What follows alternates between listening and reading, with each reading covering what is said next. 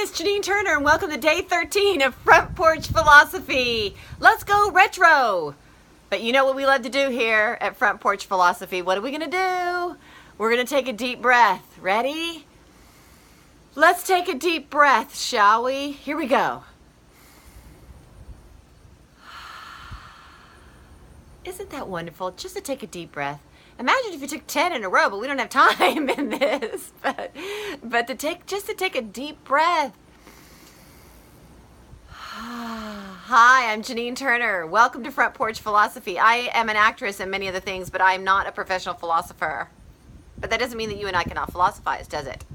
So today, remember we talked the first week about how cool it is to remember that we can read the newspaper and not just read things off of our phone, because everything is sort of channeled and geared toward what they think we want to think in these articles. But when there's something magical about opening the newspaper, and so I love to read the Wall Street Journal, and no, I'm not getting paid to say that.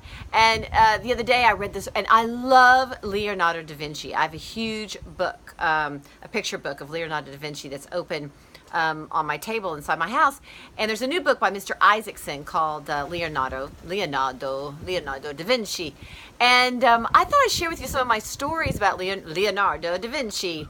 One of which is when I was making the movie Cliffhanger, we filmed it in Italy, and we were in Venice. We were near Venice. We were in Cortina, where we did all the mountain shots. But then it was very close to Venice. So I had been to Venice before, I think, or maybe that was the first time. I don't know. But anyway, I took a boat, and there was a Leonardo da Vinci exhibit.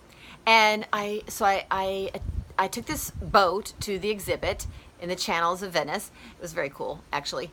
And I remember this one statement. It said it had it in Italian, then it had it in English. And it said that Leonardo da Vinci tried to capture mobility of thought. Mobility of thought. I thought, how cool is that, right? Mobility of thought. That's what I do as an actress, right? I try to have thoughts and the mobility of thoughts. And that's what the camera catches. And then also that's what Leonardo da Vinci always tried to capture. And if you think about his paintings, like the Mona Lisa, what's happening in that painting? Thinking. He captured thought. So in this article, it talks about the lessons from Leonardo da Vinci, and I really agree with it. And essentially, it's stressing about how important art is in our lives. And today, so many kids are focusing, and so many schools are focusing on these testing that they have to do on STEM, and they're foregoing history and art. But art is so important to the soul. There's a real look. I've been fascinated, of course, with Plato lately, and all about coupled with my Christian faith, but all about that we were with God before we came here, and think about prodigies. Think about Mozart, for example.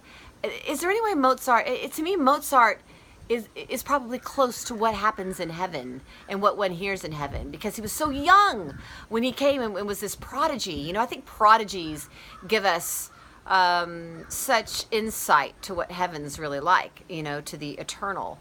And so, this is what philosophizing is all about, right? Just having some thoughts and thinking about them. So I love to think about that. But lately I've turned on music, and I live on a ranch and way out here in the middle of nowhere in Texas. But I over the course of my life I've gone to so many museums, and also what I do, and this is now popular, but I can't draw to save my life. But I'll get a sketchbook, and I get pastels, and I'll do sort of this American folk art, and I'll take my dreams, I'll color them in. I'll do some usually quite terrible pastel of my dreams, but it's incredibly therapeutic. And something I love to do, of course, is write. I've written 2 books, and I love to write poetry. My poetry, by the way, is on Instagram every Monday now, called Monday Memoirs.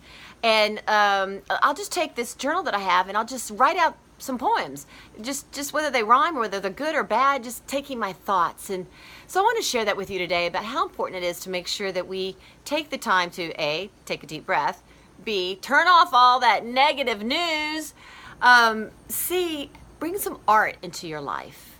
Listen classical music. I love all kinds of music. I love jazz. You know, I don't know if it's blues, jazz, like Gershwin and all. I love that too. But I love classical music. I love country. I love it all.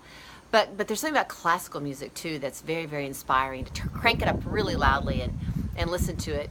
But to sketch, to write down your thoughts, to take some pastels, just the arts, how incredibly important it is. So I thought I'd share that with you today. Make time for art. And you know, of course, that's movies and television is a form of art. I definitely believe that movies and television are a form of art. But there's something about other aspects of art. Just taking something primal. I raised my daughter in Montessori, right? So where you write the letters in the sand. There's something primal about still writing out notes with the pencil. There's been a test, I think that the test, don't quote me on this, was out of West Point, and the kids scored higher on their test if they wrote their notes by hand as opposed to if they wrote them by computer. So we're getting away from all these primal things: writing, sketching, reading, coloring, listening to music, appraising beautiful art. So don't forget to include that into your day, and most definitely teach it to your children. Okay, I hope you have a colorful day. It's Janine Turner.